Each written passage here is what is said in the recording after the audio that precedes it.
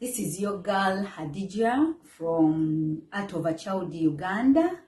Art of a Child, we partner with LitWorld. So LitWorld is a non-government organization that strengthens children all over the world through reading, writing, speaking, listening, creating, and storytelling. At LitWorld, we believe that stories are a powerful tool that transform communities for a better living.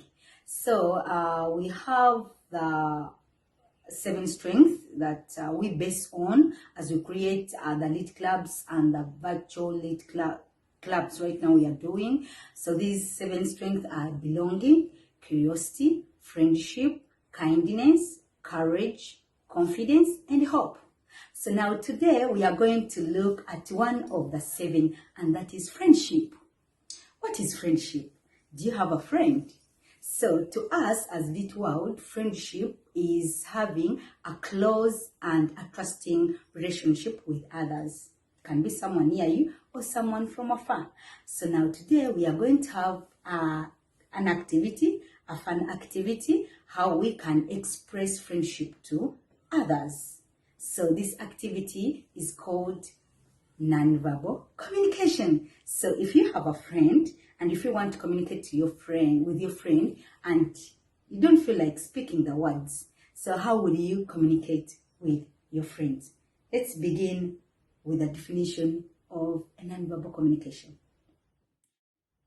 Nonverbal communication is to pass on the message or your feelings or your emotions without using words or without speaking. So we use body language, postures, gestures, and facial expressions.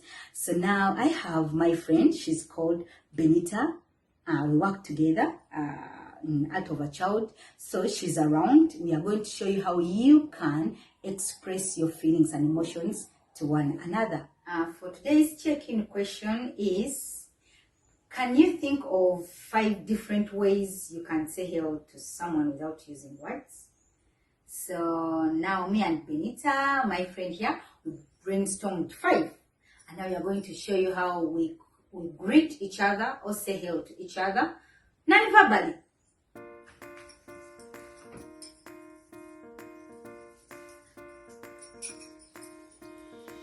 So that's number 1.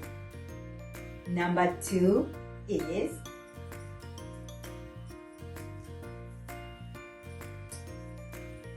and then number 3 is our number 4 is our number 5 is the foot clap. So now you can also try it out with a friend or a family or anyone around you. So find out, brainstorm those signs, signals that the 2 of you can understand and say hello to each other. So another way we can use the body language or facial expressions or gestures to pass on a message is communicating to show kindness. For example, if I want to show kindness to Benita, I know she may be feeling insecure, and say, "I'll oh, yo."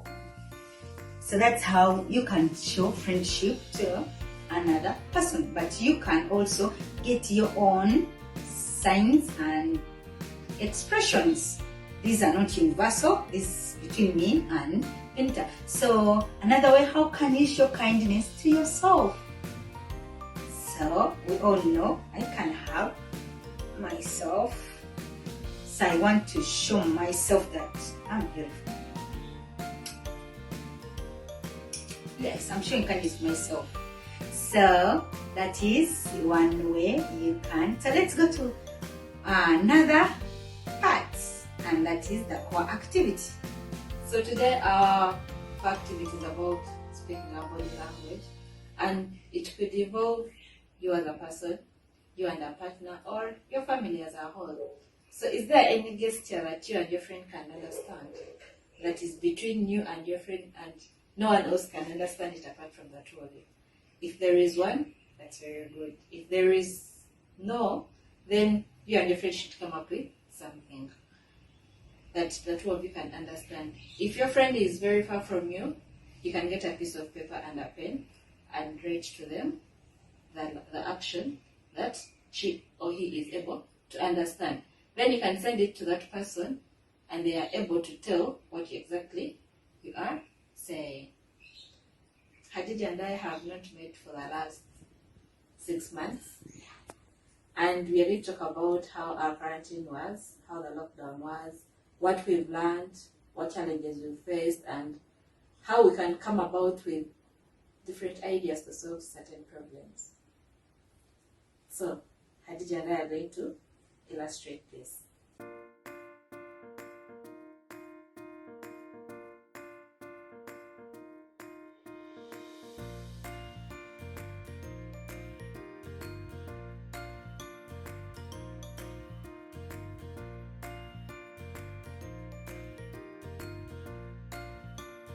So our conversation was about quarantine and lockdown.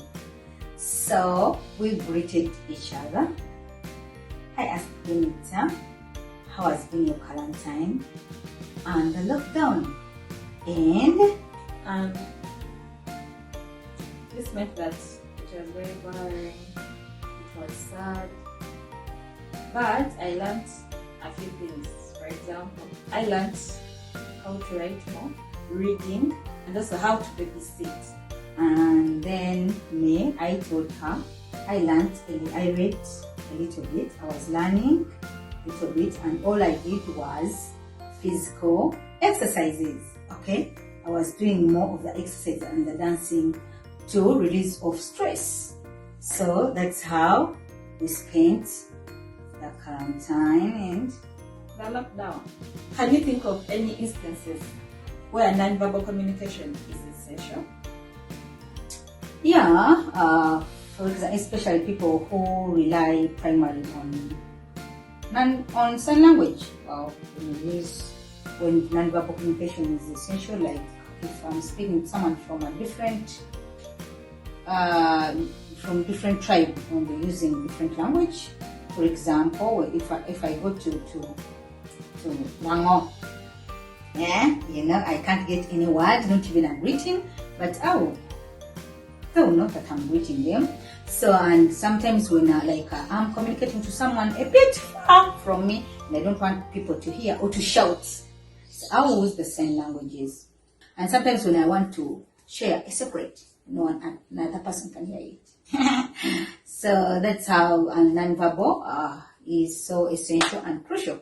In every day we cannot rely on a single type of communication. We speak as we are doing the body language. So this body language is good for confidence. The way you carry yourself or you present yourself talks much more about yourself than the words. So be careful when you're choosing those signs and gestures so that you don't pass on a wrong information, because some signs may mean something else to me and another thing to another person or culture or a country. So thank you for watching. This is Art of a Child and Little World. See you next season. Bye. I'm Khadija. This is Benita. We love ya.